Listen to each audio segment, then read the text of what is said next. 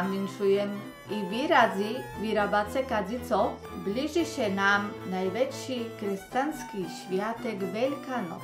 Nie znam sobie przedstawić Wielką Noc bez farbenych bajców. Ja Wam teraz ukażę zo swoją wnuczku Tamarku, jak się da kiedy w Fincycoch farbili vajíčka. Ja sebe už porichtovala, nafarbila vajíčka a teraz vám chcem ukázať, co som dala. Toto vajíčko je z cibuľových šupkov. Cibuľovo šupky dajú sa do vody, vajíčka povaríme 10-15 minút, potom necháme ich kus postať v tej červenej vodze a povybírame do taníríka.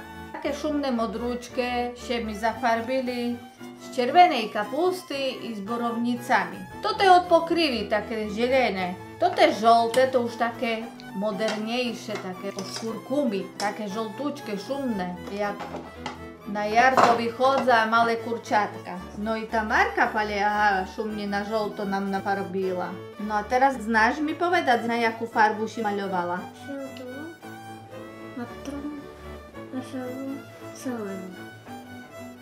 Tá, ty bar šumné divčatko. Šikovné, namaľovala nám vajíčka, teraz necháme, že by zaschli. A ešte toto.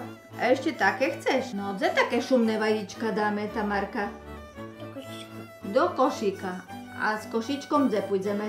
Do postolka. Tak. A že by tu te naše šumné vajíčka še bliščeli, tak ich kuštičko pomastíme so šmalcem.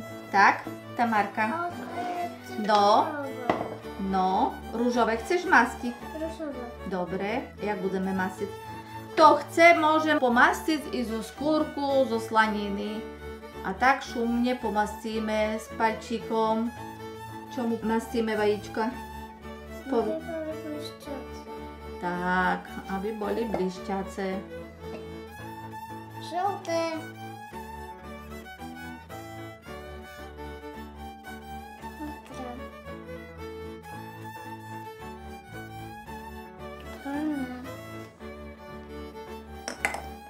Tak, a ešte nám ostali. Aká farba? Rúžová. A ešte? Biela.